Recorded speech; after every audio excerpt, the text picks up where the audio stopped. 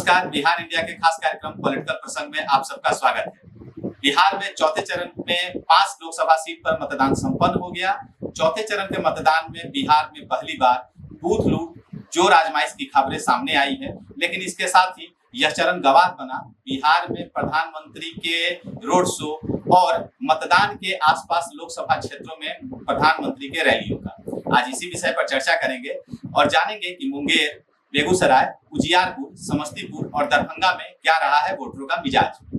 नमस्कार, मैं पीयूष रंजन झा और पॉलिटिकल प्रसंग के इस प्रोग्राम में चर्चा करने के लिए हमारे साथ मौजूद हैं राजनीतिक विश्लेषक सर्वेश कुमार जी। सर्वेश कुमार जी, आपका बहुत स्वागत है पॉलिटिकल प्रसंग के इस मंच पर। बहुत बहुत धन्यवाद पीयूष। सर, सबसे पहले चर्चा मुंगेर की, सबसे हॉट सीट, प्रतिष्ठा की सीट, दबदबा की सीट, बूथ लूट की चर्चा पहली बार मुंगेर से, जोर आजमाइश की सीट, अगड़ा पिछड़ा करने की कोशिश और बाहुबल का जोर। क्या हुआ है इस सीट पर और अनंत सिंह के जेल से बाहर आने का फैक्टर जो है कितना काम किया है, असरदार रहा या नुकसान कर गया? पीयूष, अगर मुंगेर के कंटेक्स्ट में हम बात करें तो मोरल एडवांटेज ललन सिंह के साथ था सारी चीजों के बावजूद, जबकि ये ओपन सेक्रेट है कि ललन सिंह उस क्षेत्र में अपराधियों के सबसे बड़े संरक्षक हैं। उसके बावजूद वो एडवांटेजियस पोजीशन पर थे। लेकिन अशोक महतो की एंट्री के बाद अगर देखा जाए तो बड़ी चालाकी से आप अगर देखें तो कई सीटों पर इंडिया गठबंधन का जो कैंडिडेट सिलेक्शन रहा है उसकी तारीफ की जानी चाहिए। और तारीफ करने की बात मैं जो कर रहा, चूंकि आज के कंटेक्स्ट में देखें तो आज की जो चुनावी राजनीति है, फ्रेंकली अगर कहें तो सही और गलत जैसी कोई चीज नहीं होती, विनेबिलिटी ही अहम होती चली गई है। दूसरी चीज अगर हम देखें तो अनंत सिंह की एंट्री ने जो मोरल एडवांटेज ललन सिंह के साथ था, उस मोरल एडवांटेज को न्यूट्रलाइज करने का काम किया। और एनडीए गठबंधन और इंडिया गठबंधन दोनों इक्वल फुटेज पर दिखाई पड़ते। निश्चित तौर पर अनंत सिंह और ललन सिंह के एक साथ आने के कारण एनडीए गठबंधन की स्थिति मजबूत होती हुई दिखाई पड़ती। लेकिन एट द सेम टाइम अगर आप देखें तो चाहे आप इनकी बात करें, मुंगेर की बात करें, चाहे आप बेगूसराय की बात करें, भाजपा की पूरी कोशिश रहती है कि हम हिंदू बनाम मुसलमान के फॉर्म जो है कि बाइनरी में इलेक्शन को आगे ले जाए, और ऑपोजिशन की कोशिश अगरा बनाम पिछड़ा की बाइनरी है।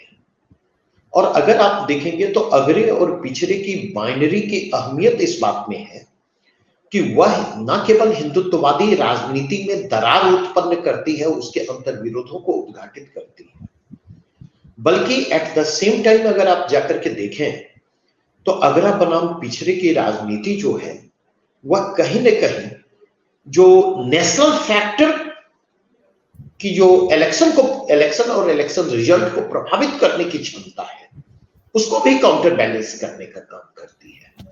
और इसलिए अगर आप देखें, तीसरी चीज कि अगर मसला अगरा बनाम पिछड़े का होता है तो निश्चित तौर पर ऐसी स्थिति में पिछड़ों के अगरों पर भारी होने की संभावना प्रबल होती है। यही चीजें आपको मुंगेर में भी होता हुआ दिखाई पड़ रहा, यही चीजें आपको बेगूसराय में भी होती हुई दिखाई पड़ रही। और अल्टीमेटली इसके कारण क्या देखेंगे, पॉलिटिकल पार्टी की वोट बैंक की जो राजनीति है, जैसे अगरा और पिछड़ा का फॉर्म लेगा चुनाव, तो पॉलिटिकल पार्टी की ट्रेडिशनल वोट बैंक की राजनीति भी इरेलेवेंट होती चली जाती है। प्लस मोदी जी का जो एक आभा मंडल निर्मित होता है, वह आभा मंडल भी जमीनी स्तर पर प्रभाव को खोने लगता। और तीसरी चीज आप देखेंगे कि इस बार ऑपोजिशन चुनावी एजेंडे को लेकर अत्यंत सतर्क रहा है और उसने लगातार स्थानीय विकास के मसले को उठाने की कोशिश की है। और स्थानीय विकास के मसले पर जो असंतोष है उस असंतोष को तूल देते हुए उसने एंटी इनकम्बेंसी को पॉलिटिकली कैपिटलाइज करने की कोशिश की। कल के दिन मुंगेर में जो हुआ, एक तो बड़े पैमाने पर बूथ कैप्चरिंग की बात सामने आई।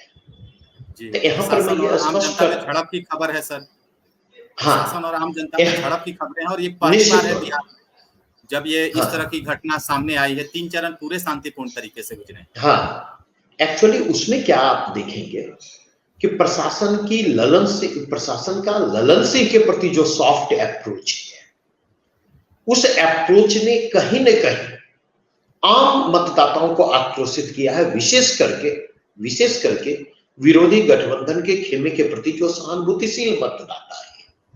और इसके कंटेक्स्ट में देखेंगे, इस झड़प ने कल के इलेक्शन में पोलराइजेशन की प्रक्रिया को और ज्यादा तेज करने का काम किया है। एक और अंतिम बात जो कहूंगा, ऐसा नहीं है कि बूथ कैप्चरिंग केवल एनडीए खेमे ललन सिंह की ओर से हुई है।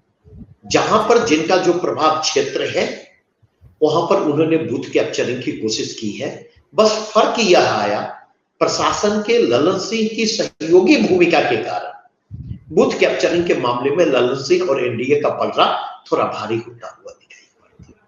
साथ ही साथ ये भी कहा जाता है, माना जाता है कि ललन सिंह जो है माइक्रो मैनेजमेंट में माहिर हैं। ये हमेशा से ऐसा माना जाता रहा है। उसमें अशोक महतो कितने सफल होंगे इस मैनेजमेंट में, इसकी भी परीक्षा इस चुनाव में होनी है। ये बातें वहां की जनता के बीच से बेसिकली पीयूष क्या होता है, जी बेसिकली होता क्या है पीयूष, जब हम माइक्रो मैनेजमेंट की बात करते हैं तो इस तरह के परसेप्शन को निर्मित करने की कोशिश होती है। और अगरे बनाम पिछड़े विवाद में आप देखेंगे कि चूंकि मुंगेर भी भूमिहार डोमिनेटेड इलाका है, और ऐसी स्थिति में देखेंगे तो दो चीजें आपको दिखाई पड़ेंगी। पिछड़े मतदाता आपको बहुत मुखर नहीं दिखाई पड़ेंगे, वो साइलेंट दिखाई पड़ेंगे। लेकिन एट द सेम टाइम भूमिहारों के वर्चस्व के प्रति उनके मन में जो असंतोष दशकों से बना हुआ है, वह असंतोष ईवीएम के बटन पर जाकर के फूट पड़ता है। एक इस बात को दूसरी बात ध्यान रखें, माइक्रो मैनेजमेंट कई स्तरों पर होता है। जैसे एक एग्जांपल मैं देना चाहूंगा, बूथ मैनेजमेंट के स्तर पर अगर मान लीजिए कि पिछड़ा डोमिनेटेड इलाका है, तो उस पिछड़े डोमिनेटेड इलाके के कंटेक्स्ट में अगर हम बात करें तो हम क्या पाएंगे, आपकी पिछड़े डोमिनेटेड इलाके में, हाँ जी सर कंटिन्यू करें सर। पिछड़े डोमिनेटेड इलाके में पिछड़े डोमिनेटेड इलाके में क्या होता है, हाँ वहां पर आप देखेंगे तो कई बार आपको अंडरस्टैंडिंग दिखाई पड़ेगी दोनों पॉलिटिकल पार्टी के पोलिंग एजेंट के बीच, और दोनों मिलकर के पिछड़े कैंडिडेट को सपोर्ट करते दिखाई पड़ेंगे। और यही चीजें आपको अगरे डोमिनेटेड इलाके में दोनों पार्टी के पॉलिटिकल जो पोलिंग एजेंट हुए उनके बीच भी ये अंडरस्टैंडिंग दिखाई पड़ती। और एक लंबे समय के बाद अगर आप देखें तो हमने भी ये चीज महसूस किया है कि बोगस वोटिंग भी, ईवीएम वाले फेज में बोगस वोटिंग एक लंबे समय के बाद जो है व्यापक स्तर पर होते हुए हमने देखा है। ठीक है, तो वो मैनेजमेंट जो जहां पर भारी पड़ता है वो चीजें उसके फेवर में जाती है। अब देखना ये है, मुकाबला बहुत ही नजदीकी है। एज की बात अगर मुझसे पूछेंगे तो मुंगेर में एज जो है वो कहीं न कहीं ललन सिंह के प्रतिद्वंदी उम्मीदवार जो है उनके पक्ष में एज मुझे दिखाई पड़ता है। हाँ, कुमारी अनीता के पक्ष में वो एज दिखाई पड़ता है। अब फाइनली क्या हुआ ये तो 4 जून को ही पता चलेगा। अगर आपको हमारा वीडियो पसंद आया हो तो बिहान इंडिया के चैनल को लाइक कीजिए, सब्सक्राइब कीजिए और अपने परिवार और अपने दोस्तों के साथ शेयर करना ना भूलें। साथ ही हमारा बेल आइकन भी जरूर दबाएं और हमारा चैनल ट्विटर, फेसबुक और यूट्यूब पे है, तो तीनों जगह अपना सपोर्ट जरूर दिखाएं।